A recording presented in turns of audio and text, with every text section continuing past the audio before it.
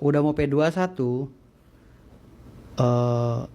gue ucapkan mudah-mudahan proses berjalan lancar. Gue juga udah nggak mau lagi nyerang Roy Suryo ya, dia udah kelelahan banget, udah terlalu banyak orang yang nyerang ya. Makanya gue selama ini lebih banyak diam ketimbang gue nyerang Roy Suryo, karena udah terlalu banyak orang yang nyerang juga ya. Jadi ketika orang yang diserang oleh orang banyak ya, secara bertubi-tubi kita ikut nyerang ya, artinya kita jolim kan gitu. Terlepas dia salah atau benar. Masalah dia itu nanti P21 atas laporan Pak Jokowi atau tidak, itu biarkan proses yang berjalan. Tapi hari ini gue udah mencoba untuk mengunci diri untuk tidak menghina lagi Roy Suryo membabi buta. Ya kenapa tuh Bang? Ya sebenarnya kan gue dihina terus sama Roy Suryo. Karena gue ketua umum termul goblok lah, apa sinting apa segala gue dikatain sama Roy Suryo. Tapi gue nggak laporin dia ke polisi. Kenapa? Karena gue anggap ya udahlah. Yang laporin dia juga kan klien gue, masalah panci itu. Gue nggak pernah laporin Roy Suryo karena gue tahu nih orang terlepas dia salah atau benar, tapi udah terlalu banyak orang yang membuli dia lah. Jadi gue nggak mau ikut dalam ranah itu.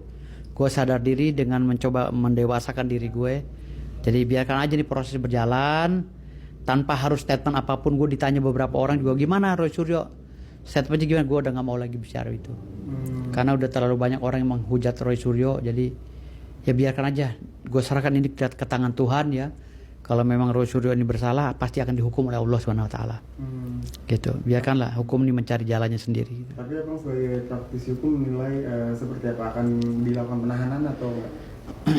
Kalau kita berbicara hukum normatif, kalau Pak Jokowi sudah mengeluarkan surat SP3 kepada beberapa orang, artinya itu kan surat yang di SP3. Tahu nggak mana SP3? Mana SP3 itu tidak tunggal, tapi universal. Ngerti ya? Oh iya. Tidak berlaku untuk orang perorangan, tapi universal suratnya yang di SP3. Oke. Gitu loh. Surat perintah pemberhentian perkara. Tapi itu Kan ada surat yang diberhentikan. dikasih oleh Rismon Bang. Iya. Dikasih kepada Bang Egy Sujana, kan ada 9 yang jadi tersangka. Iya. Mana surat SP3 itu nggak bisa dikasih satu orang satu, lu hadiah kayak beri kuaci begitu, bukan. SP3 itu suratnya, laporannya, nomor laporannya itu di SP3 nomornya. Kalau Respon dikasih SP3, Rasman dikasih SP3, Bang Profesor Egy Sujana dikasih SP3, artinya suratnya Roy Suryo juga di SP3 secara nggak langsung. Jadi proses penyelidikan terhadap Roy Suryo ini gugur demi hukum, dan Roy Suryo tidak bisa dijadikan tersangka kalau kita mengacu pada konstruksi hukum yang benar gitu loh. Jadi SP3 itu bukan perorangan, tapi SP3 untuk satu surat. Makanya ketika Pak Jokowi dulu itu memberikan SP3 kepada Bang Egy Sujana, gue langsung begini, kacau ini. Gue bilang kacau. Cacat hukum ini prosesnya. Akhirnya Roy Suryo selesai, selamat dari dia. Gitu loh. Dan Pak Jokowi nggak sadar masuk perangkapnya Egy Sujana.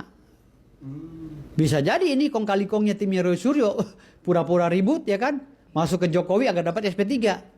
Dan di pihak Pak Jokowi kurang mengerti konstruksi hukum, akhirnya dikasihlah SP3. Dipikirnya SP3 itu bisa dikasih perorangan, nggak bisa. Itu SP3 surat perintah pemberhentian perkara. Penyidikan. Surat pemberhentian penyidikan. Iya, penyidikan SP3. Jadi